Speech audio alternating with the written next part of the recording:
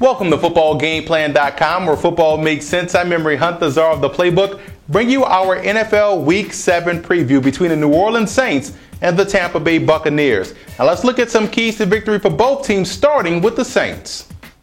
When I look at the Saints defense, I look at some key guys that have to get more playing time. Guys like Martez Wilson, guys like Junior Gillette. Those guys bring a lot of speed and athleticism off the edge, which allow you, one, to get to the quarterback, and two, play that zone defense behind it where you can read and react and make plays. Akeem Hicks has to get on the field from the interior, brings a lot of pressure. So those guys have to start to play more in order for the Saints defense to continue to improve. But on the offensive side of the football, the Saints are one of the best in the league at converting third down. Let's go inside the lab to see how they're able to accomplish that this week versus the Bucs. The Saints are one of the league leaders in third down conversions. Why? Because they do a great job of isolating the matchups. And here's how they do so. One of their favorite routes on third down is the stop route. And essentially, you can run the stop route all throughout the ball game. Each and every play is a very tough play to defend. Right here, we're going to flank out Jimmy Graham out wide on the opposite side of Marcus Colston. Pre-snap, we're going to bring him in on motion.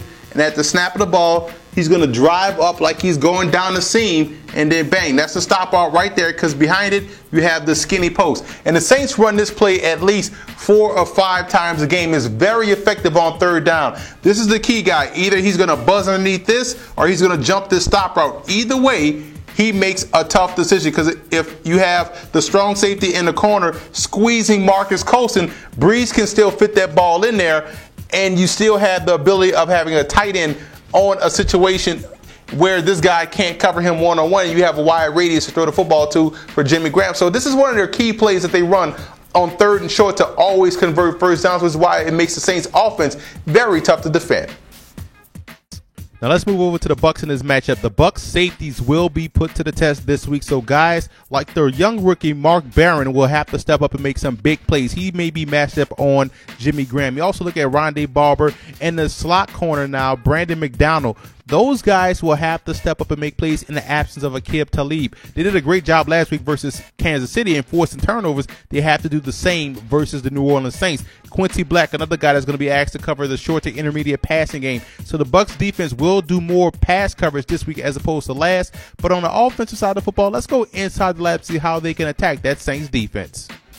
When you're playing the New Orleans Saints, you have to attack the secondary. You have to attack these guys vertically, and the Bucs have the personnel to do so this week in that ball game by also getting creative with their weapons. You can isolate Vincent Jackson on the interior. This guy has a big frame and can run a wide assortment of routes and very sneaky speed down the field. You also have Mike Williams, the ability to run on the outside. Tight end right here, that could be Dallas Clark.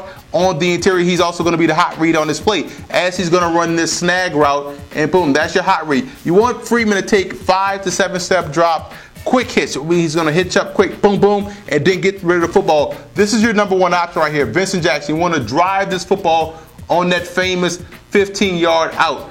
Taking Mike Williams up the field. This is your number one target. This is your number 2. And this is your hot read. And we're going to have the backside receiver work his way to the skinny post. But the reason why this play works is that, one, Freeman has a very strong arm, and he does a great job in driving that deep out route. And also the Saints secondary doesn't do a good job of turning their heads and playing the ball. So either one of these plays can be effective. But if the Saints do get pressure on the QB, you have your hot read right there with Dallas Clark on the snag route coming back on the interior.